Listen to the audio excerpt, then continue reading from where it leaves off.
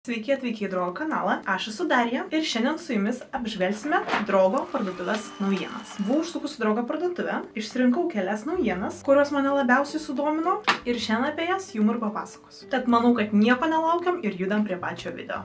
Tai pirma naujiena būtų Garnier Olea plaukų dažai. Na, kaip patys plaukų dažai kaip ir nėra naujiena, bet visiškai atsinaujino pakuotę. Tai yra tai, kas yra viduje. Aš išsirinkau atspalvį 635. Gal atspalvis ir yra panašus su mano atspalviu, bet iš tiesų šiuos plaukų dažus pasiėmiau savo mamai, nes jai labai patinka šie plaukų dažai. Nes tai yra ilgalaikiai dažai pripildyti gėlių aliejais. Jie užtikrina maksimaliai sodrią spalvą ir visiškai nudažo žilus plaukus, kas itin aktualu mano mamai. Nors anksčiau aš tikrai esu naudojus Olea ir man irgi patiko. Tai išpakuojam ir pažiūrim, ką mes turim viduje. Tai pakuotė yra developeris, dažomasis kremas ir tokia kaip kaukė kondicionierius, kurį reikia naudoti po dažymo, kad plaukai dar labiau užvilgėtų. Tai nuo šiol nereikia nei šepetėlio, nei dubenėlio. Šį dažomąjį kremą turite pilti į vidų, sumaišyti ir galit aplikuoti tiesiogiai per čia. Tai pabaigsiu viską filmuoti ir iš karto atiduosiu juos savo mamai įvertinti. Beje, ką dar noriu paminėti apie Olea, tai šie plaukų dažai visiškai neturi kvapo, nes yra be amoniako. O antra naujiena, kuri pasirodė Drogos parduotuvėse, yra prekių ženklas Manija. Tai yra tikrai labai žinomas prekių ženklas odos priežiūroje ir aišku, ką reikia paminėti, šios priemonės yra iš Korėjos. O žinot, kad korėjiečių veidos prie šios priemonės tikrai yra vertos dėmesio. Tai iš tiesų Drogos parduotuvėse atsirado labai daug Manijo priemonių, tai aš tikrai negalėjau išbandyti jų visų, tai teko išsirinkti kelias, kurios mane šiam momentui labiausiai domino. Ir pirmas produktas yra valomasis aliejus. Ir štai taip atrodė pakuotė. Aš jau jį bandžiau ir net ne vieną kartą. Tad manau, kad tikrai galiu drąsiai dalintis nuomonę. Tai šis aliejus švelniai, bet taip pat ir labai efektyviai šalina nešvarumus. Ir kalbėdami apie tos nešvarumus turiu mintyje ne tik makiažo likučius, bet ir baltus ir juodus inkštyrus. Ir taip pat jis visiškai nekemša porų. Užtepus ant odos, šis aliejus virsta tokiu maloniu pieneliu, kurį reikia gerai įmasažuoti ir viską išvalyti. Ir taip pat jis padeda atkurti natūralų odos pH balansą ir drėgmę. Tinka visų tipų odai. Šią priemonę galite naudoti tiek ryte, tiek vakare. Vakare, kaip ir minėjau, makiažą nuvalyti, o ryte kaip tiesiog valomų į tokį prausiklį. O antra priemonė, kurią nusprendžiau išbandyti iš Manijo, yra ampulės tipo veido serumas. Tai jis turi dvi pagrindinės funkcijas – odos barjero stiprinimas ir drėkinimas. Ši priemonė puoselėja odos drėgmės balansą, kad būtų užtikrintas ilgalaikis drėkinimas. Ir oda atrodytų akivaizdžiai putlesnė, ko aišku mes visos labai norim. Sudėtyje esantis 5 probiotikai stiprina odos barjerą ir padeda atgauti odai natūralią dailią išvaizdą.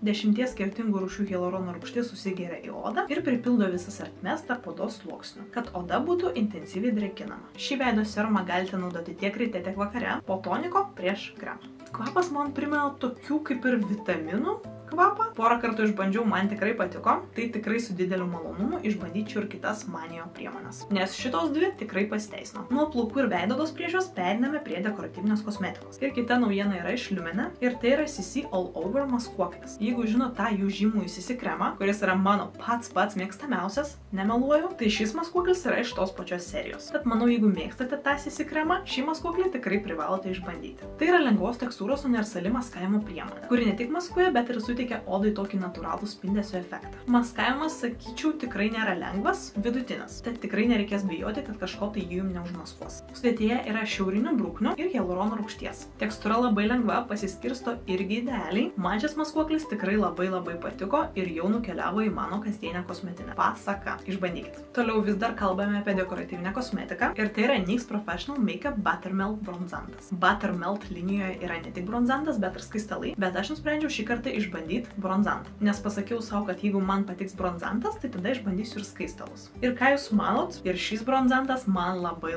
patiko. Tad kitą kartą tikrai įsigysiu ir skaistalus. Jo tekstūra yra labai sviestinė, tobulai dengiasi, oda tikrai atrodo lyg saulės nubučiuota, labai graži. Ir išsilaiko visą dieną. Ir aišku, tas pavadinimas tikrai sufleruoja. Buttermelt pasidengia jis kaip sviestas. Formulė labai lengvai susigeria į odą ir palieka tokį šilko švelnumą. Tad dabar galime turėti natūralų įdegį ištisus metus. Man atrodo, čia yra geriausias bronzantas, kokį aš iš vis esu bandžius. Na, bent jau tokią nuomonę susidariau panaudojus kelis kartus. Ir taip pat, aišku, labai smagiai pakuotė. Tik tai noriu perspėti, kad su ją reikia atsargiai, nes tikrai gali sudūžti. Tai nemėtykite ant žemės ir saugokit. Na ir paskutinė priemonė, kurią šiandien turime, tai yra L'Oreal Paris fiksatorius, makiažo fiksatorius, kuris vadinasi Infallible 3 Second Setting Mist. Kaip sako L'Oreal Paris, šis fiksatorius turi per 3 sekundės užtvirtinti makiažą 36 valandom. Kaip jums tai skamba? Ar tiesa, ar nelabai? 36 valandų aš nebandžiau, bet padariau testą ir jis tikrai užfiksuoja makiažą. Tiesiog papurškiau ir praėjus tom keliom sekundėm uždėjau servetėlę.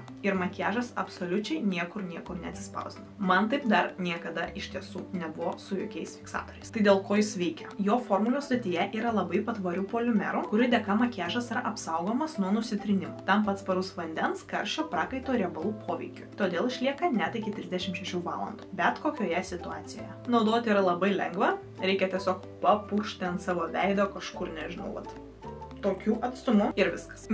Jokių nemalonių pojūčių tikrai nesijaučia. Makiažas yra užfiksuotas. Šiek tiek kvapas, net ne šiek tiek. Kvapas primena plaukų laką, bet neišsigaskit, tai tikrai nėra plaukų lakas, o tikrai labai geras fiksatorius. Tik tai manau, kad reikia paminėti, kad naudoti kiekvieną dieną jo galbūt nereikėtų. Bent jau aš taip manau. Manau, kad geriau, aišku, pasilikti jį ypatingom progom, kai jums tikrai reikia, kad makiažas išsilaikytų tobulai ilgai. Bet šiaip bendrai šis fiksatorius tikrai nepakenks ir turėti jį savo kosmetinėje, manau, kad tikrai yra gera idėja. Tai štai ir viskas. Maišelis tuščias, tai tiek naujienų išbandžiau šį kartą. Tikiuosi, kad toks video formatas jums patiko ir buvo naudingas ir kažką iš šių priemonių irgi išbandysite. Jas visas rasite ne tik Drogas fizinėse parduotuvėse, bet ir internetinė. Tai paprašysiu dar pasiekti mūsų socialiniuose tinkluose – Facebookas, Instagramas, YouTube'as, TikTokas, Drogas Lietuva. Laukiame jūsų ten. Noriu padėkoti jums, kad pažiūrėjote šį video iki galo ir susitiksime su jumis jau labai greitai kitame. Ačiū ir iki!